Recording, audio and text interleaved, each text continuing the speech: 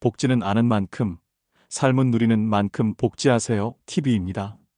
우리나라에는 모르고 있던 큰 가치가 있는 복지 혜택들이 쌓여 있습니다.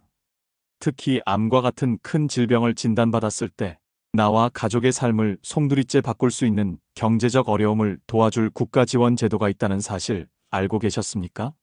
오늘 이 영상을 끝까지 보신다면 단순히 병원비만 아끼는 수준이 아니라 죽고 사는 어려운 상황에서 삶을 완전히 뒤바꿀 수 있는 정보를 얻으실 수 있을 겁니다. 시작하기에 앞서 구독과 좋아요, 알림 설정 부탁드리며 지금 바로 시작하겠습니다. 암 진단을 받게 되면 가장 먼저 걱정되는 치료비입니다. 수술비, 항암 치료비, 방사선 치료가 이어지면서 지출은 눈덩이처럼 불어나죠. 치료 때문에 직장을 그만두게 되면 소득이 끊기고 가족 중 한 명은 간병에 매달리면서 또 다른 소득이 사라집니다. 결국 온 가족이 경제적 고통에 내몰리는 난감한 상황이 벌어집니다. 더 큰 문제는 이렇게 막대한 지원 제도가 있음에도 불구하고 많은 분들이 몰라서 혹은 설마 내가 해당하겠어 하는 생각 때문에 수천만 원에서 수억 원에 달하는 지원금을 눈앞에서 놓쳐버린다는 사실입니다. 지금 이 순간에도 수많은 암 환자와 가족들이 이 정보를 몰라서 고통받고 있다는 말이죠. 그래서 오늘은 우리가 반드시 알아야 하고 반드시 신청해야 하는 국가 지원 혜택을 차근차근 말씀드리겠습니다. 첫 번째 혜택은 산정특례 제도입니다. 암이나 중증 질환, 희귀난 치성 질환처럼 병원비가 많이 드는 질병에 대해 환자, 본인이 부담하는 비용을 획기적으로 줄여주는 제도입니다. 암 확진일로부터 30일 이내에 공단에 등록하면 그날부터 5년 동안 외래, 입원, MRI, 약제비 등 건강보험 적용 진료비의 단 5%만 본인이 부담하면 됩니다. 예를 들어 1억 원의 병원비가 나왔다면 500만 원만 내면 되는 겁니다. 담당 의사가 산정특례 신청서를 작성해주면 병원이나 건강보험공단에 팩스, 우편 방문 또는 홈페이지로 신청할 수 있습니다. 또 암은 재발이나 전이가 될 수 있습니다. 이 경우 암 조직 제거나 항암 치료를 계속 받고 있다면 산정특례 종료 3개월 전부터 재등록도 가능합니다. 암 환자라면 받아야 하는 혜택, 절대 놓치지 마시기 바랍니다. 두 번째 혜택은 본인 부담 상한제입니다. 건강보험 본인 부담금 총액이 일정 금액을 초과하면 그 초과분을 공단에서 부담해주는 제도입니다. 예를 들어 연평균 건강보험료가 일정 구간에 해당하는 사람이 1억 원의 치료비가 나왔다고 가정해 보겠습니다. 그런데 본인 부담 상한액이 89만 원이라면 실제로 내가 낸 금액은 89만 원 뿐이고 나머지 9,900만 원 이상은 공단이 부담합니다. 내가 1구간인지 2구간인지는 내가 내고 있는 건강보험료를 확인하면 되니 반드시 체크해 두셔야 합니다. 세 번째 혜택은 재난적 의료비 지원 사업입니다. 과도한 의료비로 경제적 어려움을 겪는 국민에게 건강보험이 보장하지 않는 부분까지 지원하는 제도입니다. 기초생활수급자나 차상위 계층은 최대 80%까지, 그 외는 소득에 따라 최소 50%까지 차등 지원됩니다. 재산 기준은 7억 원 이하입니다. 재난적 의료비 지원은 산정특례나 본인 부담 상한제에서 보장하지 않는 항목들까지 보완해주는 최종 방어선이라고 보시면 됩니다. 네 번째는 암 환자 의료비 지원 사업입니다. 소아암의 경우 18세까지 지원하고 백혈병이면 3천만 원, 그 외 소아암은 2천만 원, 조혈모세포 이식은 3천만 원까지 지원됩니다. 성인 암 환자의 경우에는 의료급여 수급권자나 차상위 계층이라면 연간 300만 원씩 최대 3년간 900만 원까지 지원받을 수 있습니다. 비급여까지 포함해 지원되기 때문에 장기적인 치료비 부담을 크게 덜어줍니다. 다섯 번째는 긴급복지지원제도입니다. 암 같은 중대질병뿐만 아니라 화재, 자연재해, 이혼, 사망 등으로 갑자기 생계가 어려워진 경우 국가에서 신속하게 생계비와 의료비를 지원합니다. 1인 가구는 73만 원, 2인 가구는 120만 원, 4인 가구는 187만 원까지 지원되고 6개월까지 연장도 가능합니다. 신청은 주민센터나 보건복지상담센터를 통해 하실 수 있습니다. 여섯 번째는 국민기초생활보장제도입니다. 생활이 어려운 분들에게 생계비, 의료비, 주거비, 교육비 등을 지원하는 제도입니다. 특히 의료급여가 핵심 혜택인데 입원 시 병원비가 거의 무료 수준이고 외래 진료 시에도 1,000원, 2,000원 수준만 부담하면 됩니다. 일곱 번째는 가사간병 방문 지원 사업입니다. 만 65세 미만, 중위소득 70% 이하의 중증 질환자라면 세면, 식사보조, 간단한 재활운동, 청소, 외출 동행까지 간병인이 방문해 도와줍니다. 본인 부담금도 많아야 3만 원 수준이니 꼭 활용하셔야 합니다. 여덟 번째는 일상 돌봄 서비스입니다. 돌봄이 필요한 사람에게 가사 지원, 심리 지원, 건강 지원 등을 종합적으로 제공하는 제도입니다. 소득 수준에 따라 비용이 전액 면제되거나 10%만 내도 됩니다. 아홉 번째는 노인 맞춤 돌봄 서비스입니다. 65세 이상 기초수급자, 차상위계층, 기초연금 수급자를 대상으로 일상생활과 정서 지원을 제공합니다.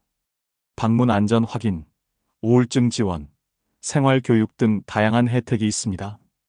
열 번째는 호스피스 완화 의료 서비스입니다. 말기 암 환자가 남은 시간을 고통 속에서 보내지 않도록 돕는 제도입니다. 의사, 간호사, 사회복지사가 함께 통증 조절과 심리적, 영적 어려움을 지원합니다.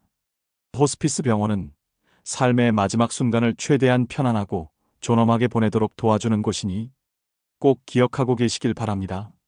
그래서 오늘은 우리가 반드시 알아야 하고 반드시 신청해야 하는 국가 지원 혜택을 차근차근 말씀드리겠습니다. 첫 번째 혜택은 산정특례 제도입니다. 암이나 중증질환, 희귀난치성 질환처럼 병원비가 많이 드는 질병에 대해 환자, 본인이 부담하는 비용을 획기적으로 줄여주는 제도입니다. 암 확진일로부터 30일 이내에 공단에 등록하면 그날부터 5년 동안 외래, 입원, MRI, 약제비 등 건강보험 적용 진료비의 단 5%만 본인이 부담하면 됩니다. 예를 들어 1억 원의 병원비가 나왔다면 500만 원만 내면 되는 겁니다. 담당 의사가 산정특례 신청서를 작성해주면 병원이나 건강보험공단에 팩스, 우편, 방문 또는 홈페이지로 신청할 수 있습니다.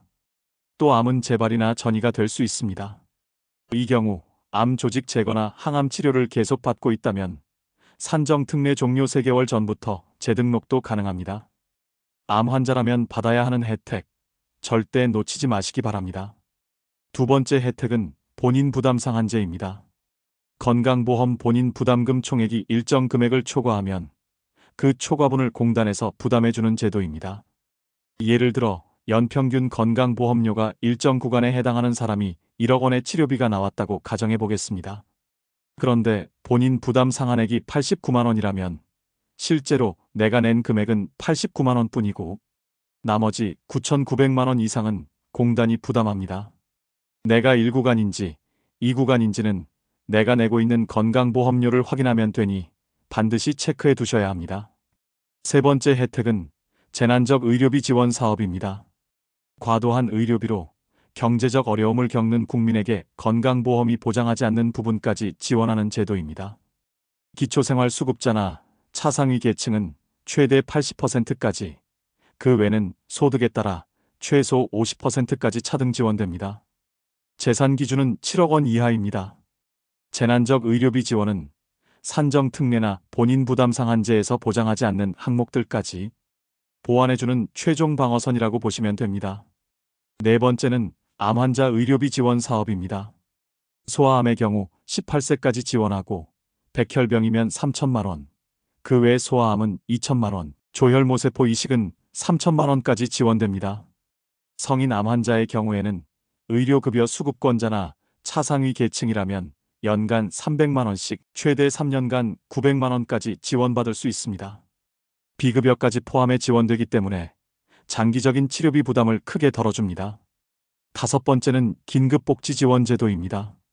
암 같은 중대질병뿐만 아니라 화재, 자연재해, 이혼, 사망 등으로 갑자기 생계가 어려워진 경우 국가에서 신속하게 생계비와 의료비를 지원합니다.